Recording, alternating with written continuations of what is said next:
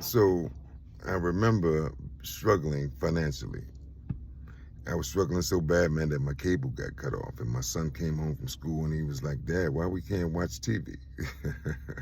I was so embarrassed that I called a friend of mine and I'm like, yo, man, I need $100. And he was like, what you need $100 for? I'm not sure if I got it. Let me check my stash and I'll call you back. Never called me back.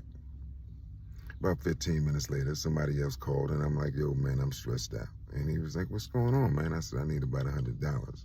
The guy says, yo, man, where you at? I'll just bring it to you. And that's what he did. I remember having lost several immediate family members, like back to back to back to back. And I was feeling lonely. I was feeling sad. I was grieving. I was in a lot of pain. And I called a friend of mine and I said, yo, man, this is what I'm going through. And about 3 minutes into the conversation, he says, yo, man, I got to run to the store. I'll be back. Never called me back. But I called another friend and I says, yo, G, man, this is what I'm going through.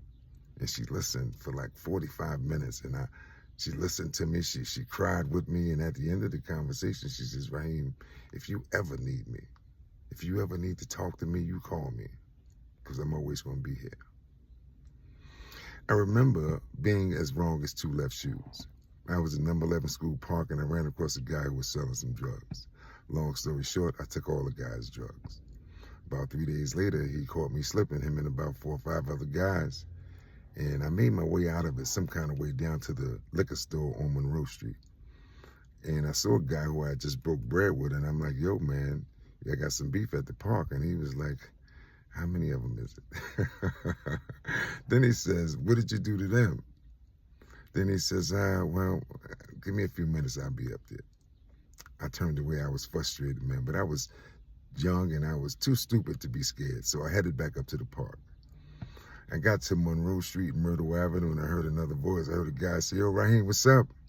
And I turned around and it was my man, light-skinned, freckle-faced dude. He was, yo, what's up, man?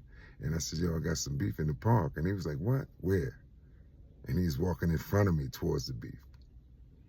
Here's my point. Sometimes you have these people in your life who make you feel like it's sunny outside when it's storming and raining. You have people who believe in you more than you believe in yourself, but make you believe in yourself too. You have people in your life who love you simply for being you. These are once-in-a-lifetime people, but oftentimes you don't appreciate them.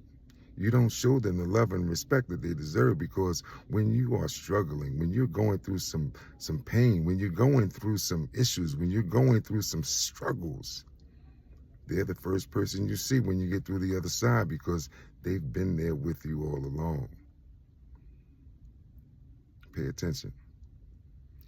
You don't want to lose those once-in-a-lifetime people.